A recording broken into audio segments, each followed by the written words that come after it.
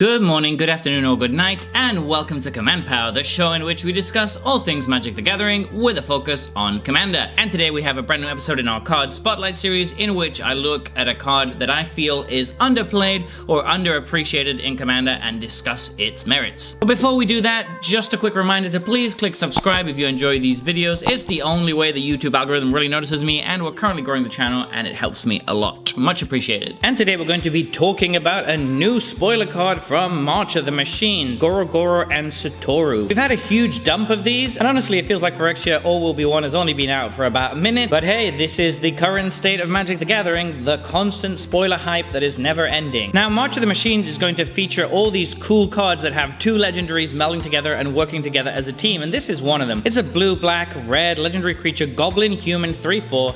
Whenever one or more creatures you control that entered the battlefield this turn deal combat damage to a player, create a 5/5 red dragon spirit creature token with flying. And for one colorless and one red, it has creatures you control gain haste until end of turn. So there's a lot of cool stuff going on here, a lot of stuff to love. Goblin Human is a great creature type. A 3/4 for 3 in Grixis is absolutely fine. And then that first ability, which is what you're going to want to be building around, and it's incredibly flexible and fun. There's just so many directions you can go with this. Obviously, what it's initially pushing you towards is ninjas. Ninjutsu is going to allow you to put the creature into play tapped and attacking, so that's the easiest way to guarantee that you're going to get combat damage in, because of course at that point they're already unblocked. So that's a pretty sweet ninjutsu payoff, and we don't really see very aggro commanders in this color, so I really like it. There's also the wording, which is nice. It does say one or more creatures, so that means you're not getting a token for each creature, which would be silly. However, if you hit different players, you're going to get a 5/5 for each player that you hit, so that actually works very nicely. In a 4-player game, that means you can be getting 15 power of flyers every single turn, which is nothing to scoff at. This card also interacts super well with extra combat phases, because those dragons that you just got have entered the battlefield this turn, and if you can give them haste with the ability on the card, which costs 2 mana, then they can attack in any additional combat phases, and they're likely to get through because they're 5/5 flyers, thus giving you 3 more dragons, and that can get out of hand very, very quickly. So anyway, even though ninjutsu is the main way to use this,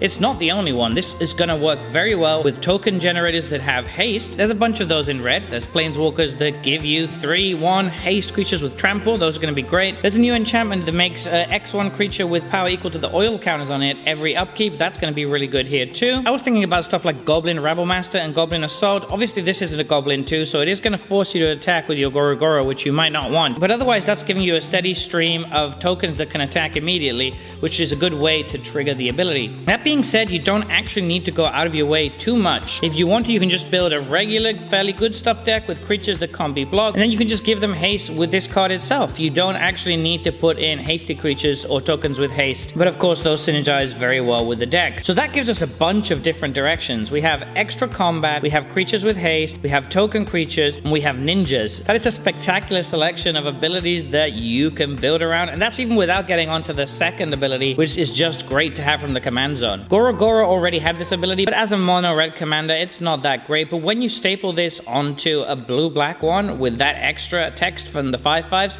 this suddenly becomes incredibly solid. I'm really excited to build around this one, and I hope all of the other commanders that are a mix of 2 different cards are as cool as this is. So there you have it. That has been our card spotlight for today. What are your thoughts on this card? Let me know in the comment section below. I read all comments and respond to all of them too. And if you enjoyed this video, don't forget to click like or subscribe. It really helps the channel. And until next time, take care. Woo!